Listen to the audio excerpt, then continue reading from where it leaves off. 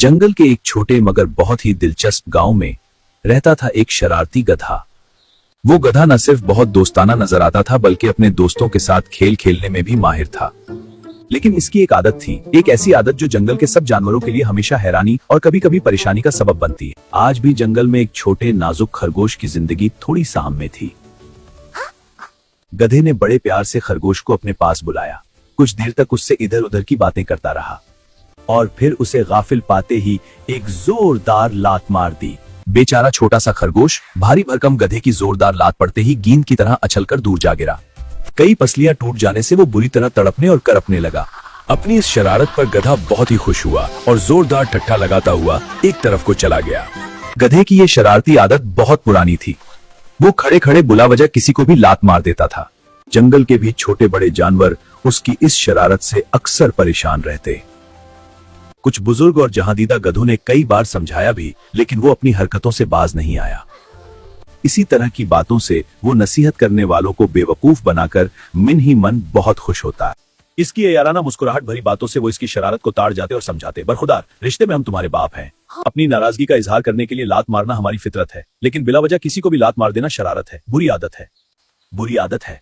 अब भी वक्त है इस बुरी आदत को छोड़ दो, वरना तुम तो जानते ही हो कि हर बुरी आदत का अंजाम बुरा ही होता है। बुजुर्गों की इस नसीहत पर गौर करने के बजाय गधे ने अपना पैर उठाकर उन पर भी घुमा दिया, और अगर नसीहत करने वाले वो बुजुर्ग तेजी से एक तरफ ना हट जाते तो उसकी लात सीधी उनकी थूथनी पर पड़ती।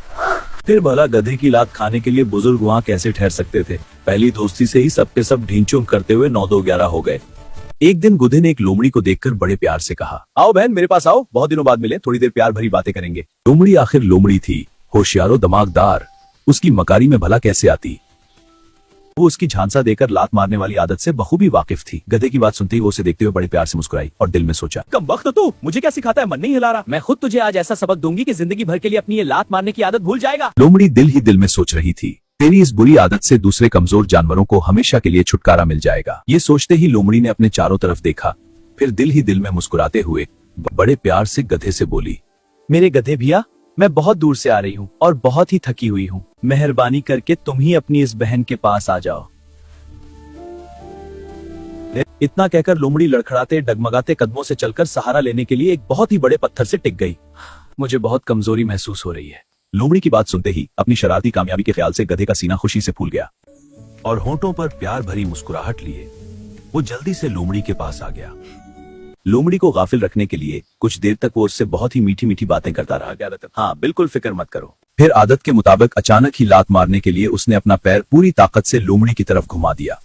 इस हमला के लिए लोमड़ी पहले से ही तैयार थी। गधे के पैर उठाते ही वो तेजी से फिर से दूर हट गई और गधे की जोरदार लात ठीक पत्थर पर पड़ी। इस हमला के लिए लोमड़ी पहले से ही तैयार थी। गधे के पैर उठाते ही वो तेजी से फिर से दूर हट गई और गधे की जोरदार लात ठीक पत्थर पर पड़ी। फिर जाहिर है पत्थर तो टूटने से अलबत्ता गधे के पैर की हड्डी जरूर टूट गई और वो जमीन पर ढेर होकर बुरी तरह तड़पने और पीटने लगा। लोमड़ी ने एक जोरदार कपका लगाया और बड़े ही शरारती लहजा में बोली, क्यों गधे भैया, तबीयत कैसी है? अपनी बहन के साथ शरारत करते हुए तुम ये भूल गए कि तुम्हारी ये बहन जंगल की सबसे बड़ी मुकारा है, वरना अभी तो एक ही टांग टूटी है, फिर बाकी तीनों से भी महरूम हो जाओगे। ये कहते ही वो जोरदार कहकाओं से गधे का मजाक उड़ाते हुए जंगल की तरफ चली गई। मच्चू महज अपनी लात मारने की बुरी आदत की वजह से गधा अपनी एक टांग से माजूर हो गया, कर जिंदगी की एक बेहतरीन नेमत से हमेशा के लिए महरूम हो गया। इस इबरत आमूज सबक से उसकी ये आदत हमेशा के लिए छूट गई। अपनी टूटी हुई टांग को देखकर वो अक्सर सोचता, काश अपने बुजुर्गों का कहना मानकर मैंने ये बुरी आदत पहले ही छोड़ दी होती, तो आज मेरे चारों पीर सलामत होते और मैं उपाहजों की जिंदगी नहीं गुजारता।